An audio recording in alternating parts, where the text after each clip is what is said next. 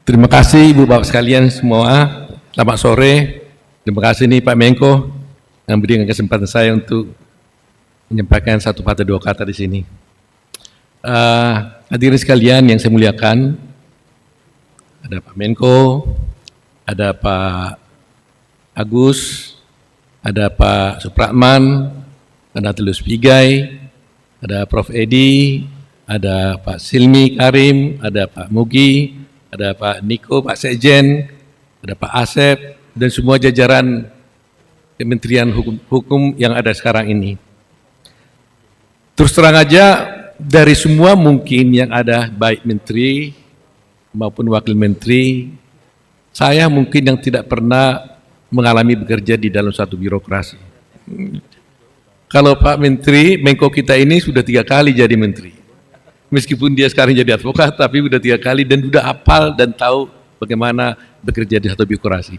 Tapi saya hampir 42 tahun terus, saya bergelut di bidang pengacara, dan kemudian terjun di bidang organisasi advokat secara terus-menerus tanpa henti.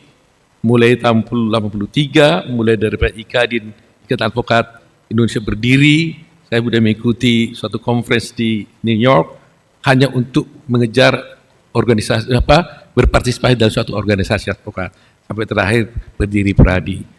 Jadi budaya ini mungkin menjadi tantangan berat buat saya. Jadi karena itu saya mohon bantuan pengertian dari teman-teman semuanya, karena budaya birokrasi tentunya tidaklah mudah buat saya, tapi saya yakin dan percaya mungkin Pak Pratman juga sudah mengalaminya. Saya akan belajar banyak nih dari Pratman bagaimana bisa bekerja sama dalam satu tim di dalam birokrasi ini. Dengan Pak Prabowo saya memang puluhan tahun mengikuti beliau dari sempat kalah dan menang. Tapi ada satu hal yang saya ingin sampaikan, bahwa sesungguhnya ketika saya ikuti Pak Prabowo dalam beberapa hal, istri saya mengatakan, kenapa kamu mau terus ikut dukung Pak Prabowo?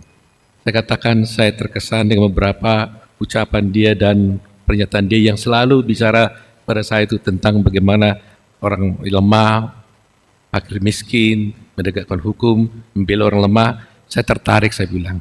Tapi istri saya bilang, boleh dukung dia, tapi jangan sekali-sekali mau kalau diajak jadi menteri ya, katanya. Ini saya gak bohong, istri saya dari sini. Dia ancam terus saya itu. Gak boleh katanya. Kenapa? Saya bilang, enggak, saya tahu kamu katanya. Bukan duniamu lagi itu mungkin katanya. Jadi kamu sudah terlalu lama di organisasi, praktek pengacara. Kamu mungkin sudah di comfort zone, jadi susah katanya. Tapi jalan hidup berubah. Berapa bulan kemudian setelah Pak Prabowo menang, saya dipanggil dan diajak untuk bersama.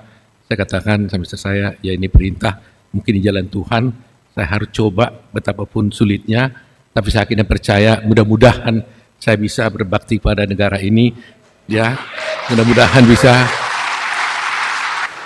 Dan saya bangga sekali, bahagia sekali ketika saya diberitahu bahwa saya akan menjadi wakilnya Pak Yusril di situ. Saya bilang, waduh, kalau ini udah tenang saya, karena saya sudah biasa bekerja sama dengan Pak Yusril. Karena waktu tanya, saya mau jadi wakil menteri koordinator hukum, koordinator. Terus saya tanya, saya terus bilang tidak iya, tapi siapa menteri koordinator saya? Dia senyum, dia bilang Pak Yusril. Ya udah, saya bilang saya terima Pak, saya bilang. Karena kalau tidak kan susah juga kita kerjasama gitu Pak ya, karena saya nggak terbiasa. Jadi oleh karena itu Ibu Bapak sekalian, terimalah kami di sini dengan segala kekurangan-kekurangan kami. Mudah-mudahan kami dapat bisa bekerjasama dengan semua tim yang ada di departemen ini. Karena satu pesan Pak Prabowo selalu teamwork, kerjasama yang baik, hanya itu bisa membuat kita menang dan sukses selalu. Terima kasih Ibu Bapak sekalian, terima kasih Ibu sekalian. Terima kasih Pak Menko. Terima kasih. Wassalamualaikum warahmatullahi wabarakatuh.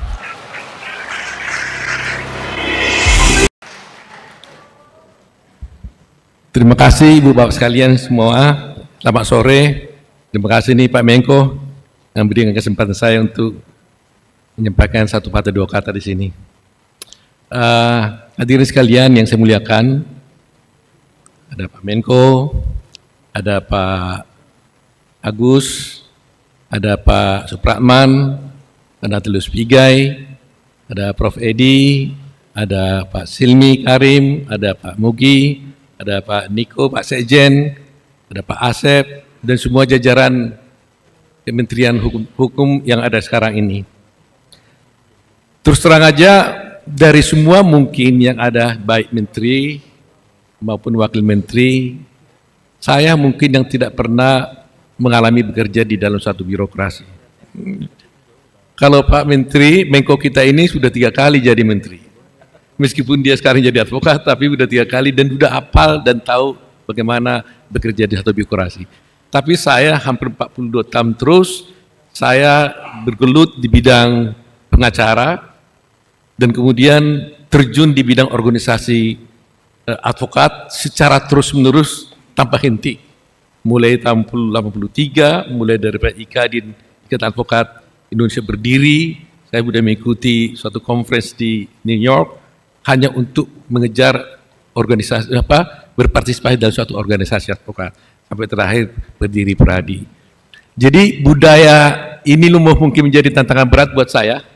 Jadi karena itu saya mohon bantuan pengertian dari teman-teman semuanya, karena budaya birokrasi tentunya tidaklah mudah buat saya, tapi saya yakin dan percaya mungkin Pak Pratman juga sudah mengalaminya. Saya akan belajar banyak nih dari Pratman bagaimana bisa bekerja sama dalam satu tim di dalam birokrasi ini. Dengan Pak Prabowo saya memang puluhan tahun mengikuti beliau dari sepak kalah dan menang.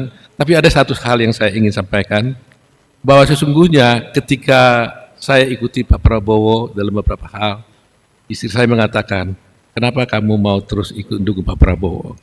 Saya katakan saya terkesan dengan beberapa ucapan dia dan pernyataan dia yang selalu bicara pada saya itu tentang bagaimana orang lemah, fakir miskin, menegakkan hukum, membela orang lemah. Saya tertarik, saya bilang. Tapi istri saya bilang, boleh dukung dia, tapi jangan sekali-sekali mau kalau diajak jadi menteri ya, katanya. Ini saya gak bohong, istri saya dari sini. Dia ancam terus saya itu. Gak boleh katanya. Kenapa? Saya bilang, enggak, saya tahu kamu katanya. Bukan duniamu lagi itu mungkin katanya. Jadi kamu sudah terlalu lama di organisasi, praktek pengacara. Kamu mungkin sudah di comfort zone, jadi susah katanya. Tapi jalan hidup berubah. Berapa bulan kemudian setelah Pak Prabowo menang, saya dipanggil dan diajak untuk bersama. Saya katakan sama istri saya, ya ini perintah, mungkin di jalan Tuhan, saya harus coba betapapun sulitnya, tapi saya yakin dan percaya mudah-mudahan saya bisa berbakti pada negara ini, ya, mudah-mudahan bisa. Dan saya bangga sekali, bahagia sekali ketika saya diberitahu bahwa saya akan menjadi wakilnya Pak Yusril di situ. Saya bilang, waduh, kalau ini udah tenang saya, karena saya sudah biasa bekerja sama dengan Pak Yusril. Karena waktu tanya, saya mau jadi wakil Menteri Koordinator Hukum, koordinator. Terus saya tanya, saya terus bilang tidak iya, tapi siapa Menteri Koordinator saya? Dia senyum, dia bilang Pak Yusril. Ya udah, saya bilang saya terima Pak, saya bilang. Karena kalau tidak kan susah juga kita kerjasama gitu Pak ya, karena saya nggak terbiasa. Jadi oleh karena itu Ibu Bapak sekalian, terimalah kami di sini dengan segala kekurangan-kekurangan kami.